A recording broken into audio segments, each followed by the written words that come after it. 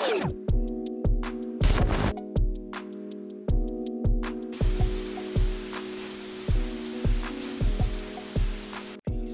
it's your boy Mike G from LoudTalktv, and I'm here with my guy Adam at Simplicity Farms. And today we're going to be touring the facility just a little bit, just to show you guys how they make their extracts, their carts, and a little bit more, man. So I need y'all to stick around, stay tuned, go tell a friend, come right back and tune your ass in.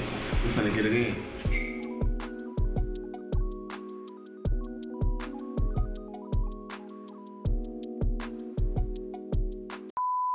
It smells nice in here. What's this one? This is we call this the prep room. So this is basically, okay, I'll have something to show you. Okay. All right, so this is our extraction lab prep room. So this is where when we receive biomass, whether it's buds, trim, we receive that product in, and then our process, we want to freeze our product for at least 24 hours before we actually put it into process. Is that what you have here? Yes. I've just seen some frozen buds. Yeah, so this is, oh my God, I've never seen frozen weed. For my people that's watching right now, the viewers, you know we love our weed, but I don't know about freezing it. What's the point of freezing? So we're trying to preserve the terpenes that are present on the cannabis, basically your smells, your flavors. They're very volatile. So terpenes degrade very quickly with heat. Even at room temperatures, certain terpenes will actually start to degrade. So to preserve the most flavor and scent to our product, we want to freeze it. So we freeze it for 24 hours, and then when we make the decision, okay, we're going to run Platinum Punch, or we're going to run Lilac Diesel, we're going to pull that out, right out of the freezer. We're going to weigh it and verify it over here for the quantities that we need for the capacity of the machine, and then we're going to put it right in this guy, which is a glorified weed whacker. A glorified weed whacker? Yep. So this guy, we actually will open it up. You can have a look down in here. You can see a little bit of remnants in here. But so it's plastic whips, basically. So rather than cutting the buds with metal knives or anything, we're putting these buds in here that are frozen, right? And your trichomes, they're like little mushrooms, right? And it's oil that's now frozen. So we're putting it in here, and we're breaking those heads off those mushrooms. We're now releasing those initial scents, and we're trying to get the consistency so it's very thorough and consistent through the chamber. So when we load our machine for the extraction process, we're running very high pressures and specific temperatures to extract what we want. So if there's any large buds stuck in there, you're going to get channeling. You need a nice even pack in those columns. So we put it in here, and it only takes a couple of seconds. So we'll weigh that biomass out, we'll put it in here, we'll close this guy up, and it takes anywhere from 2 to 3 seconds, and we can puree to a nice consistency, but we don't want to whip it up too much, because now you're almost like working with dust. You want like a different micron, just a little more, almost like sand. So we blend it for a couple seconds in there. We'll dump it back out, and then we load. Let's see, where are they? They ain't quite. Did he take all the socks out? Well, I got one in here. So anyways, we'll pull this out. These are already prepped. So this is how we keep our extraction nice and clean. So we'll dump this out, and we'll put all that nice biomass that's whipped up now, and we'll load these socks, and we kind of pack them nice and tight like this, just by hand, load them down like this so it's nice and even packed. And then we'll take these in the next room and load them into the machine so it's nice and tight. And then we'll close that back up, and then we'll set our parameters, and then that's when the chamber pressurizes. And the first thing that we do, obviously, coming right out of the freezer, we're extracting the terpenes. So we're going to pull those scents and flavors first, and then we're going to set those aside. So we're going to run those in the machine under a much cooler temperature, because those terpenes are so volatile. And then we're going to set those, we're going to harvest those terpenes out, and we're going to set them aside and put them in a fridge. Keep them nice and cold. After we run that process, we're going to unload that machine now, because that biomass has THC-A. That THC is not activated yet. It hasn't hit a temperature, right? A lot of us don't even know what THC-A is. So THC acid, right? So think of it this way: if you take a cannabis bud and you eat it, you're not going to feel that. There's not going to be a reaction in your system. It's not activated THC.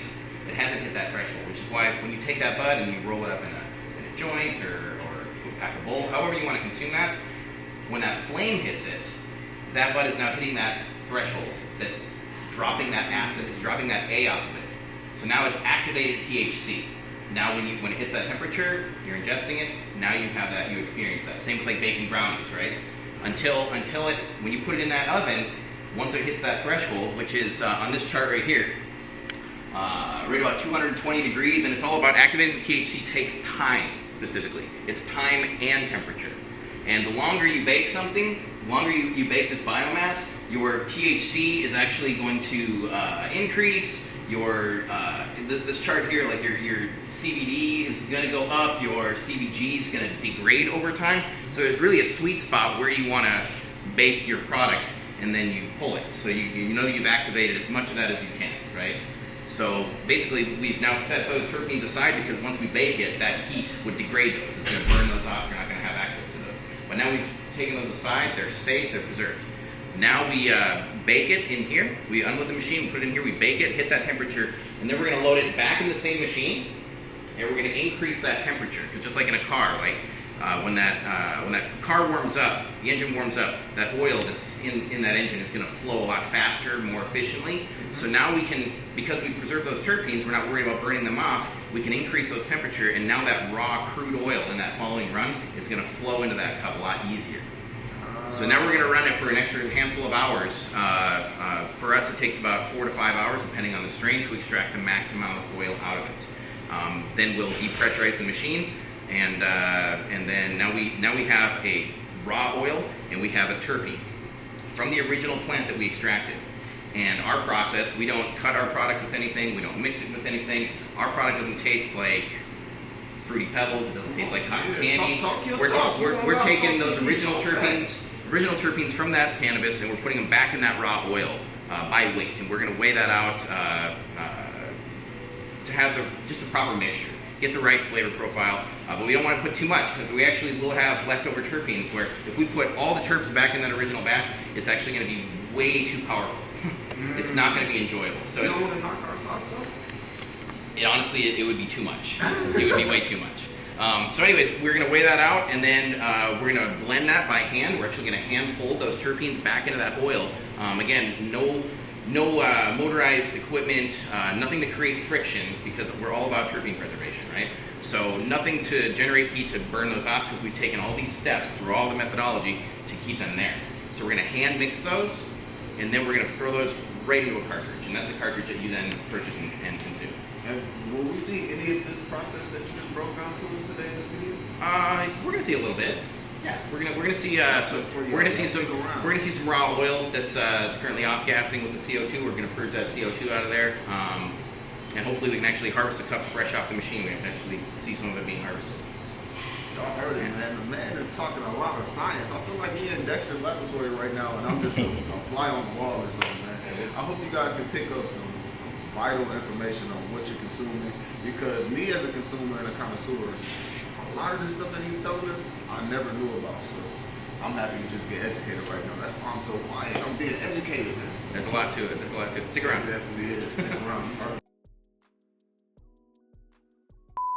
So here we have some terpenes that we've already extracted from either batches that are in process or previous batches. Because like I told you, sometimes we end up with excess terpenes. We don't put them all in there. That car would be too powerful. So we end up having some batches that we just don't utilize. So I'm just going to pull a couple out here just to give you a couple of different examples. So we got Lilac Diesel here. We got GM Oreos here. These are both strains grown by our friends at Real Leaf Solutions. So these are just raw Lilac Diesel terps. Ooh, that smells super strong, but it smells very sweet. Floral. Yeah, that smells sweet. Very, very sweet and floral. Almost like flowers, right? Like lilac. Yeah, it makes sense. So we got GM Oreos here. This is totally different profile here. Let me get my nose Yep. right for this one. Totally different profile. Ooh, y'all smell one more? That's that Definitely GMO. smell that garlic. Yep, that's that GMO in there. Yeah, that GMO is powerful. So again, all about terpene preservation, hence the refrigerator, nice cool temperatures. And like I said, we do have excess every now and again, but we found some partners that actually are purchasing our leftover terpenes to use in their products. Oh, that's perfect. So we're extracting every bit of the plant that we can. We're utilizing everything we can. Nothing goes to waste around here. That's dope. You guys are maximizing give you an example of some larger batches. This is just cold while we wait to finish it out. This is just an example of crude oil. This is called Skippy. So it appears very, very dark, but if you look at the rim of the bowl, it's actually quite golden, very light in color. So in larger quantities, it's going to be darker to see through, but when it's actually loaded into a cart, it has more of an amber tone to it, a little more appealing color. It's just in quantity, it's dark. You said that's called what? This is called Skippy. Skippy. Also grown by Relief Solutions. Relief Solutions is doing their thing around here, I see. We can come over here and have a look at some Lilac Diesel crude oil. We're gonna right? We get maybe 30, 35 grams out of a full of 5 pounds. This is the general, but they're potent, right? So a little bit goes a long ways with those. This is your crude oil. So this is after we pull those chirps. This is after we've activated the THC. This is after we've decarbed it, decarboxylated that oil. So this is activated THC. So I'm going to depressurize this right now. If you want to have a look at it, you might see the bubbles kind of come down as we bring more air in here.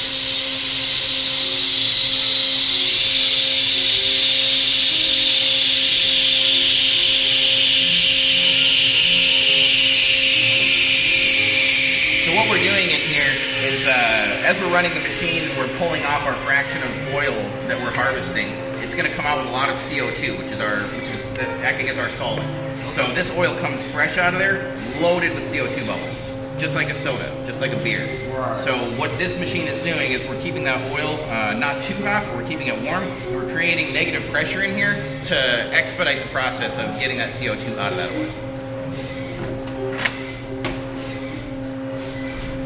This is a large batch. This is about 30 pounds. We still got another couple pulls on it, but this represents about 30 pounds of biomass. This is how much oil is in 30 pounds. So, in layman's terms, for us just smoking and watching right now, this is 30 pounds of flour? Yes, that's about. I mean, granted, we have another fraction or two. There'll be another, handful of grams thrown in here. But yes, so that's a lot of grams. But once this is terpene, we'll reintroduce that percentage of terpenes in there. We'll get our final weights on it, and then we'll hand mix it in there, and then that's how many carts we're going to get out of it. So how many cartridges does that represent? That's well over 1,000. That's probably pushing 1,400 single units. Jeez. What do you smell? Ooh. It's very different from the terpenes, right? And which one is this? This is Lilac Diesel. Yeah, it's definitely. Is that what they use to make like CBD, like the carts? So this oil right now is used predominantly for cartridges, but we're excited. We're going to be launching a gummy brand, a full spectrum gummy brand made with this exact oil. We are currently using portions of this oil as well to infuse our pre-rolls. So it's very versatile. It's very high quality, full spectrum oil that can be consumed in many different ways. That is cool. So I'm going to pressurize this back up. And the bubbles are going to rise back up? Yep.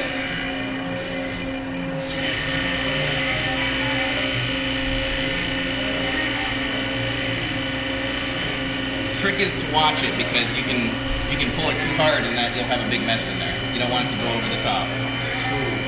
Have you ever had that happen to you? Once. You didn't even want to admit it. Once is enough. That's all it takes, right? So here you can see it's going to start pulling up there. We're getting in 500 negative PSI. Should start raising. So how many people does it take to run just this room? Depends on what's going on. I mean, if you're just extracting, one person's just fine. Now, if you're homogenizing oil, you're filling cartridges, you're extracting, you got the decarb oven going on, someone's prepping the next batch, you can have a handful of people. Just how efficient do you want to be and kind of where are you at in the queue of production? Okay. So on a busy day, you can have like what up to maybe 5 people in here working? Or more? At this rate, with the current capacity, I'd say 3. But once we upgrade that machine, it's going to be a whole other ballgame. We're literally going to be filling carts 8 hours a day, just based on sheer production volumes. So with you guys bringing in that new machine, does that create more jobs?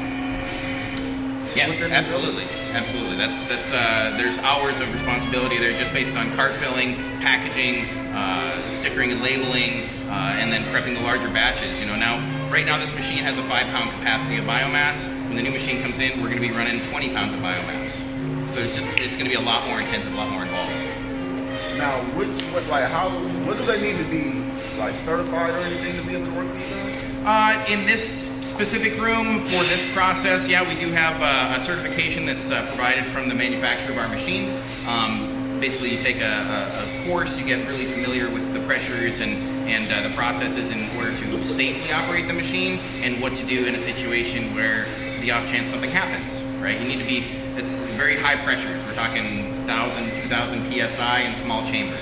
Right. So as long as you're aware and conscious of what's going on, no problem. But yeah, there is some formal training involved on this end. So if you're watching this and you fit the criteria of what needs to be met to come work with these guys, I think you should come over here. I think you should apply. How can they apply? Reach out to our HR. I think we have a link probably on greenstemmmi.com. There should be a link, probably a jobs, some sort of link like that, I would imagine. Now, by the time this drops, you guys should jump on there, do some little research, make sure that you fit the criteria, and then apply. And tell them LoudTalktv sent you, you know what I'm saying? If you do get the job and you get in here, be like, hey, by the way, I've seen the tour video of LoudTalktv. It's not got in here. Called T1000. T1000. T1000. Sorry. T1000? Is this something new? T1000. This is a strain we haven't run before. This is so we got some friends up at Pure Coast, Veganics. So these guys are growing in living soil, living beds. They have a beautiful facility, and we're just doing some test runs of some of their product, trying to see what yields for us, if it's the quality and consistency that we want. So this is a smaller test batch that we've had. Now, if you don't mind, you want to walk us through just what you're doing while you're doing it? Sure. I say it's actually, this is set to 175 degrees, and it's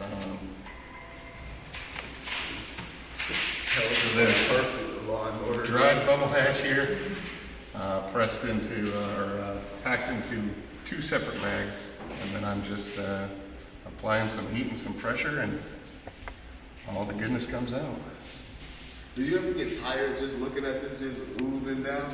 No. I really do. I enjoy this. And so I'm pretty passionate about hash, so. That's a good thing. Sure. Yeah, I say I definitely found a good place here. That's dope. How long have you been in the game? Like just working? I have worked in the cannabis industry, worked for DMG for about 3 years now. And how did you get your first start into the industry? Oh, I actually came to buy some cannabis and was over at the dispensary. I was actually serving in the he lobby. came and served. It was COVID time, so it was crazy busy. Yeah, we had currently been expanding and looking for help early on in the pandemic, and yeah, I had a conversation with Rob and his wife, and one thing led to another, and here they are working for us 3 years later. Yeah. His wife works here? Yes, my wife, she works on the other side of the line. Yeah, she works in the COP lab. Oh yeah, this, like I said again, this is a family-oriented place, man. Like you can't go wrong with that. That is dope to hear. But like, why you guys? Can we get you in here? Yeah. Why are you guys so big on family? Let me know. Well, honestly, it comes down to quite a bit of our values. The corporate mentality and like the grind of people being numbers and being able, emotional decision making is never right? It's not good to make decisions based on emotions, but that doesn't mean that emotions are invalid to the decision making process.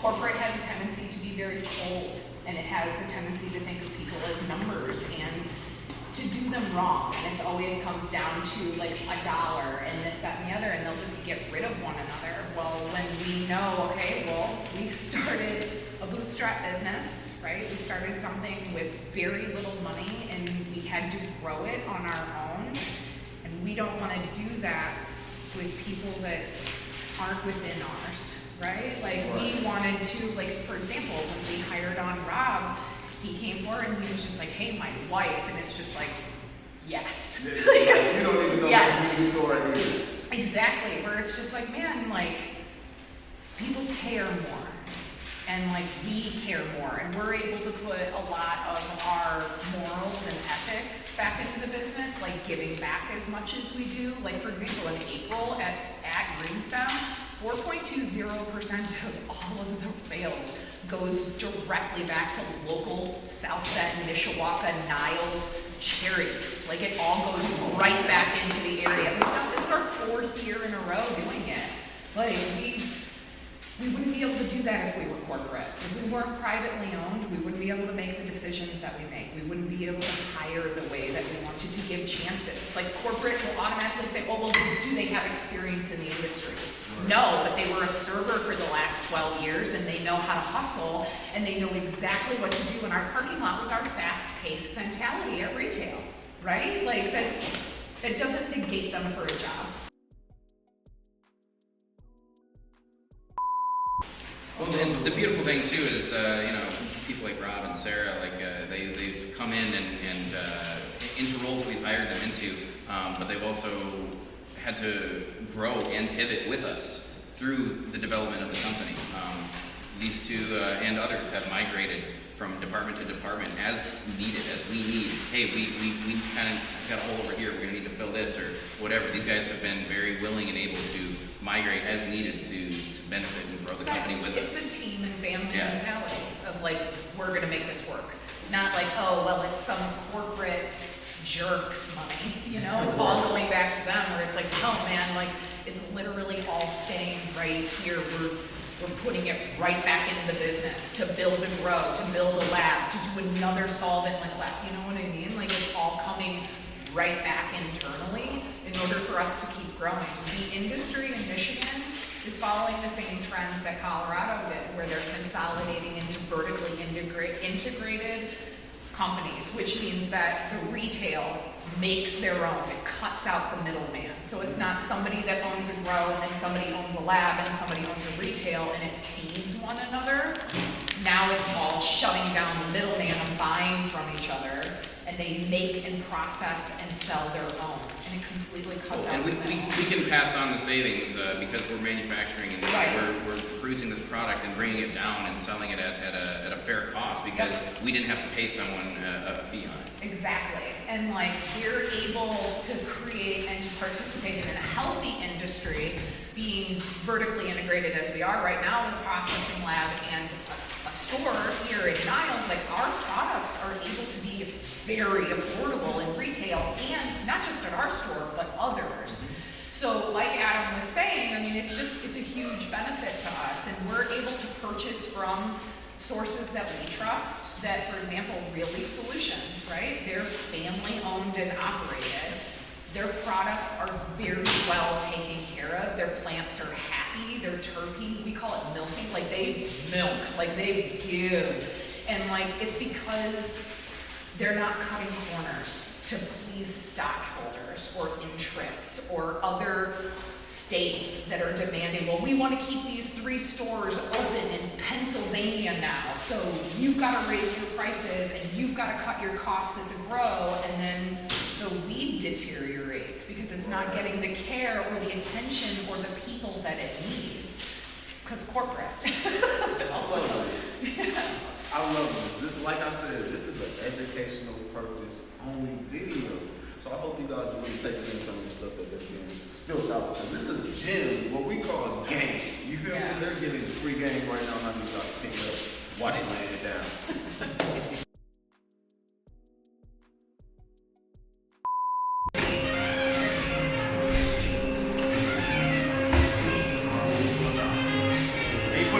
We're separating this. You're putting that in that one?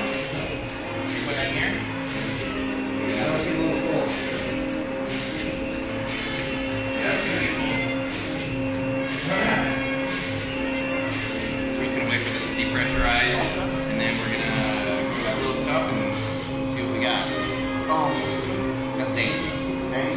Hey Dave, what's up, man? You mind being on camera when we're doing this? Yeah. You cool with being on camera and things and stuff?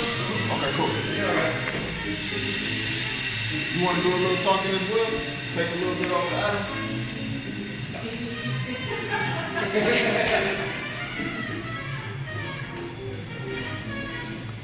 How you want to do it? You want to explain why he's doing it on camera? Or you have to do it and explain? He's gonna pull it out and he's gonna hit it to me. But yeah, Well, explain. We'll come in and explain what he's doing right now. So Come on, man. Dexter's lab. So he's releasing the clamps right now. So right now these two chambers are still currently pressurized at about just over 1,100 psi. So the machine has given us a warning. Okay, check your gauges, but this has depressurized. We removed this, which is our pressure gauge. After we verified that it was at 0, so it's safe to remove. So right now, here is your crude oil coming off. Grab me that Yep. special. Full of CO2, so it's going to be a lot of bubbles. It's not going to be that dark color that you see after all off gases, but you're definitely going to see some nice amber colors here.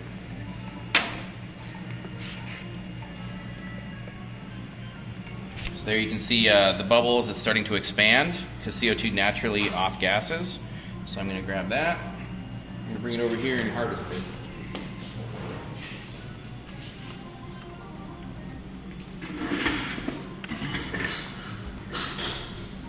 So if you look at it, it's almost like it's alive. Yeah, I see it moving.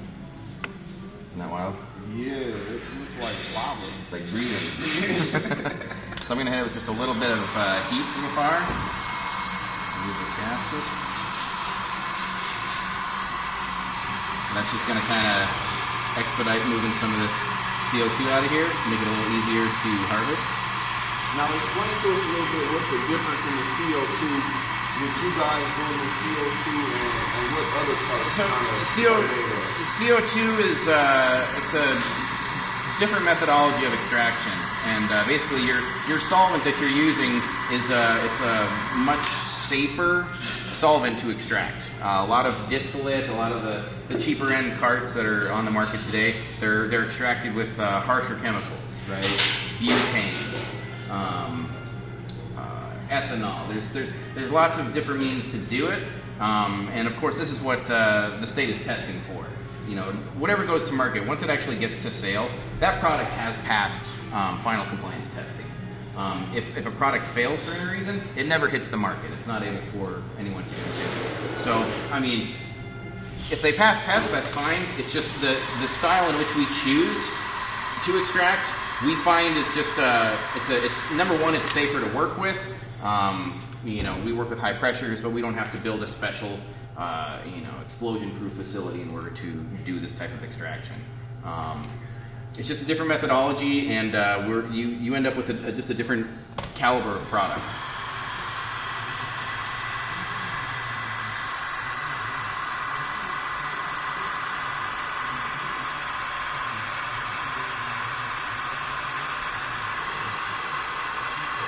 Smell like hot candy. Man, that looks so good. Oh my gosh. So this is the fun part of the job. This is the sticky stuff.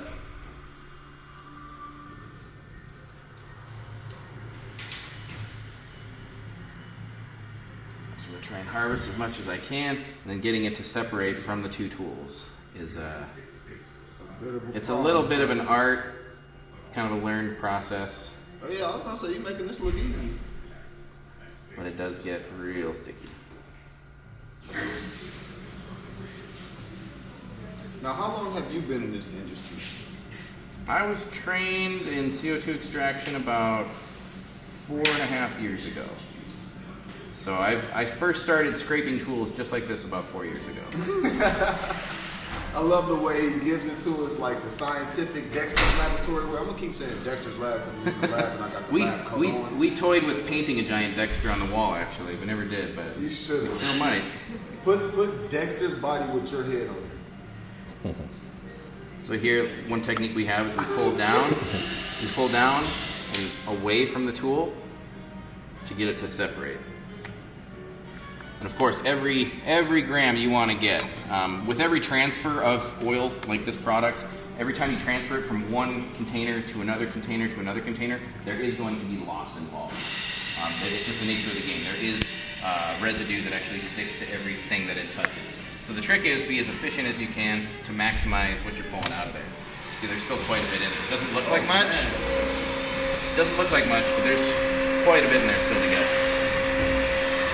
I'm gonna warm it up, make it a little easier to work with again. But look at the pretty color in the bottom there. See that amber? That's the color you're gonna see in the end product in your cartridge. Smell that. Damn, that smells good. Lilac diesel.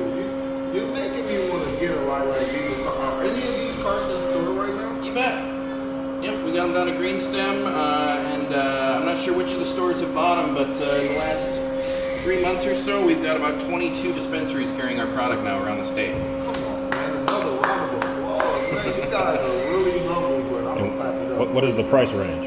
I think down at our store, they're about 6 for $100, I want to say. I think they're 5 or 6 for 5 or 6 for $100. 5 or 6 for 100? Tax included out the door. Yeah, I mean, and it's raw oil. Like, it's not cut, it's not distillate. Like, it's not split with anything. It's not cut with anything. Like, it's These carts are gonna last Real deal.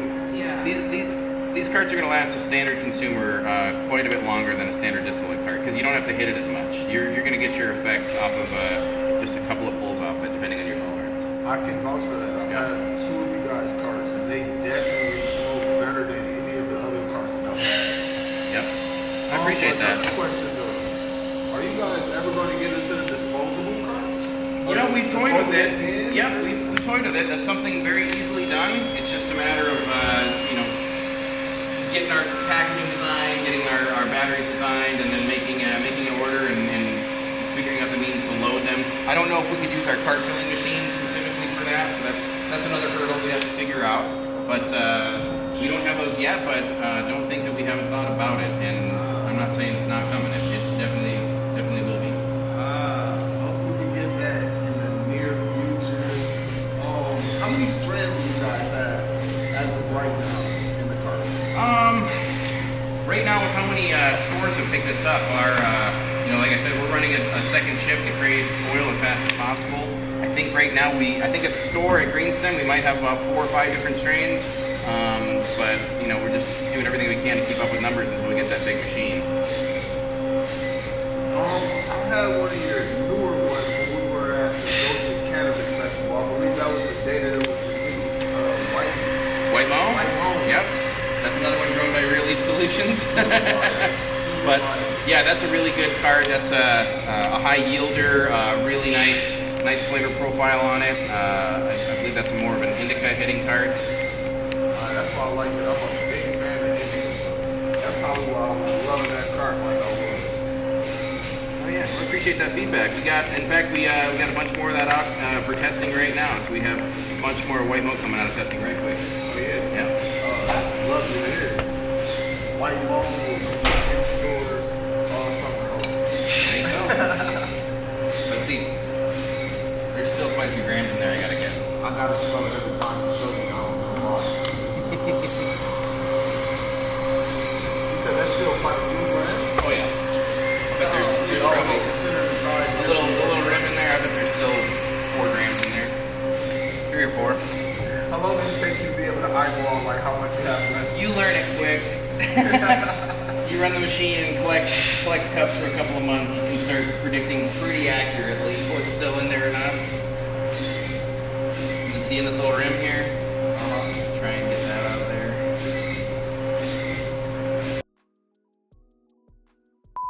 There's a whole other cart that was in there. Yeah, where you was.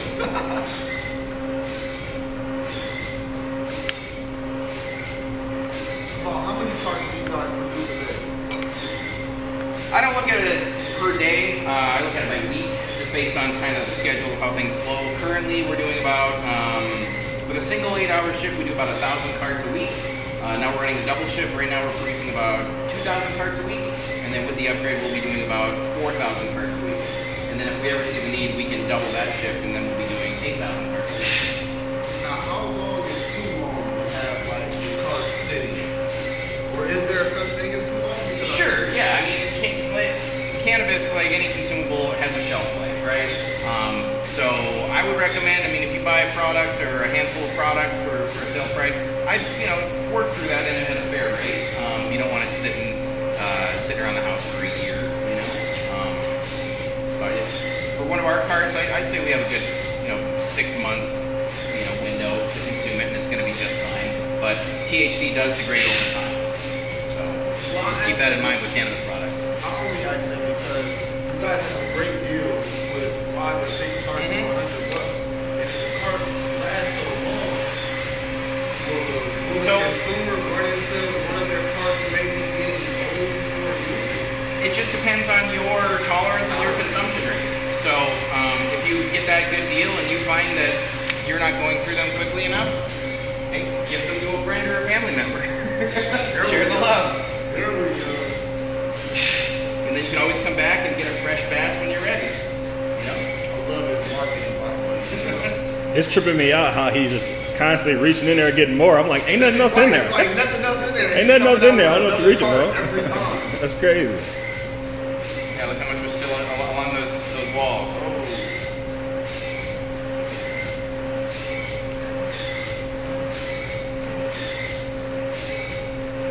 Y'all getting every last little speck Man. in there. So even a speck of it has a lot of value. So you have to get every last little bit. Every gram is saleable product. Right. So again, minimizing loss in every transfer.